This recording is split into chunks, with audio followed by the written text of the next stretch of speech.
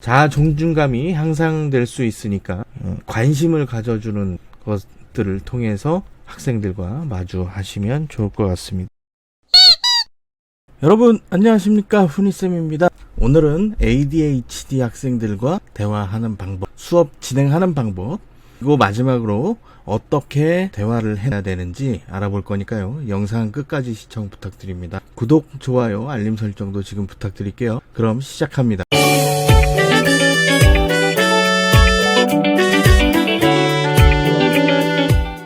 수업이나 상담을 하다 보면 ADHD 성향의 학생들을 가끔 만나게 됩니다. 그렇게 빈도수가 높지는 않은데 이 학생들을 처음 접했을 때에는 굉장히 당황스러워, 어디서부터 어떻게 대처를 해줘야 될 전혀 감을 잡을 수가 없어서 좀 당황스러웠던 적도 있었습니다. 이 학생들의 특징 어느 정도 알고 학생들을 대하게 되면 도움이 되기 때문에 이 ADHD가 어떻게 생기게 되는지는 원인은 분명하진 않아요. 유전적 요인이라고 하는 이야기도 있고, 뭐 뇌 손상, 또 뇌 화학물질의 이상이 있다고 하는 경우도 있고, 가정적 환경이 요인이라고 이야기하는 분들도 계세요. 뭐 가정의 문제, 부모의 이혼 문제, 뭐 부모하고 학생 간의 성격 차이, 이런 것들도 원인이 될 수 있다. 명확하게 ADHD를 발병을 한다라고 이야기하는 내용은 어느 하나도 명확하지는 않습니다.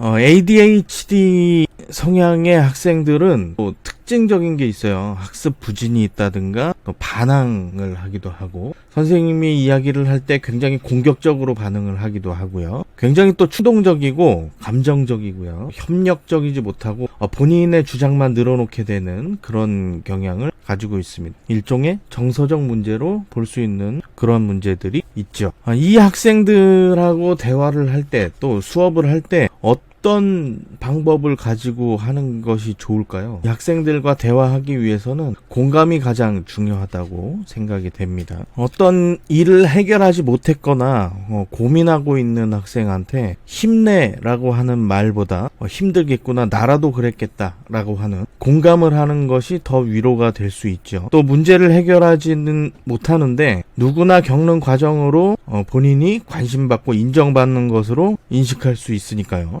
여기에 나 전달법이라고 하는 방법이 사용이 되게 되는데, 이 나 전달법은 비폭력 대화에서 출발을 합니다. 이 비폭력 대화가 로젠버그라고 하는 사람이 비폭력 대화의 4단계를 이야기를 했어요. 먼저 이 비폭력 대화에 대해서 먼저 설명을 드리면, 나의 감정을 상대방에게 전달해서 원활한 의사소통을 하게 하는 방법이에요. 관찰, 감정, 욕구, 요청의 4단계를 거치게 되고요. 그 대표적인 것이 조금 전에 설명드린 나 전달법이거든요. 처음 단계, 관찰 단계에서는 다른 사람의 말과 행동을 본 것을 이야기를 하는 거예요. 평가를 하지 않고 내가 본 것만 관찰해서 이야기를 합니다.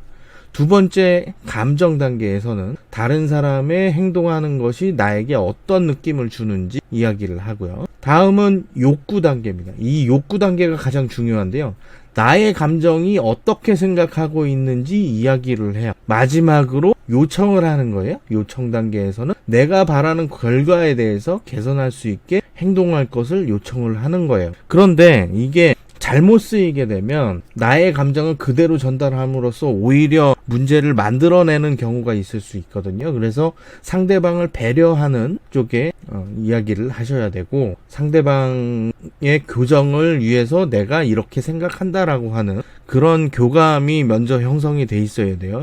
라포도 형성이 되어 있어야 하고요. 이런 나 전달법을 사용하는 것이 이 ADHD 학생들에게도 효과적이다. 다른 학생들하고도 이야기할 때 이 나 전달법은 많이 사용이 됩니다. 수업 시간에 선생님과 학생들 간에 대화할 때에도 이 나 전달법으로 이야기를 하게 되면 라포 형성에도 도움이 되고, 평화적으로 의사결정을 하는, 나의 이야기를 들어주면서 개선할 것을 요구하는 그런 전달 방법으로 많이 쓰이고 있으니까 활용해 보시면 좋을 것 같습니다.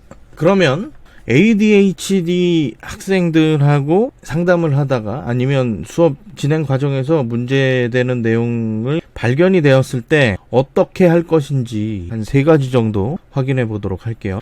학생들의 관찰 일기를 작성을 합니다. 이 문제 행동을 먼저 선정을 해요. 이 학생이 어떤 행동을 했을 때 이런 문제가 생긴다라고 하는 문제 행동을 먼저 선정을 하고, 그리고 학생을 관찰을 합니다. 이 행동이 나타나게 되면 그때마다 이제 기록을 하는 거죠. 거기에 일전에 말씀드린 이 강화 기법을 사용하는 거예요. 상을 줄 것인가 벌을 줄 것인가 이런 것들을 가지고 행동 교정에 들어갑니다. 행동 수정을 하는 거죠.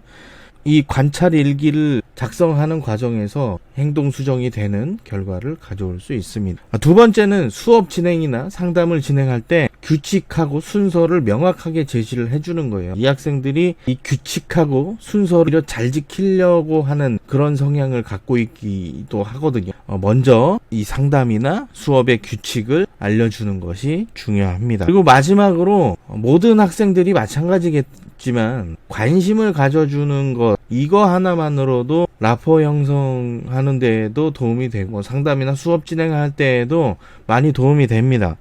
이 라포 형성이 굉장히 긍정적으로 사람을 반응하게 하는 결과를 낳을 수 있거든요. 결과적으로는 자아 존중감이 향상될 수 있으니까 관심을 가져주는 것들을 통해서 학생들과 마주하시면 좋을 것 같습니다. 오늘은 ADHD 학생들의 특징과 또 나 전달법을 활용한 비폭력 대화 방법, 이 학생들과 어떻게 대화할 것인지에 대해서 간단하게 알아봤습니다. 영상 끝까지 봐주셔서 감사하고요. 오늘 영상이 도움이 되셨다면 구독, 좋아요, 알림 설정 부탁드릴게요. 그럼 다음 영상에서 뵙겠습니다. 감사합니다.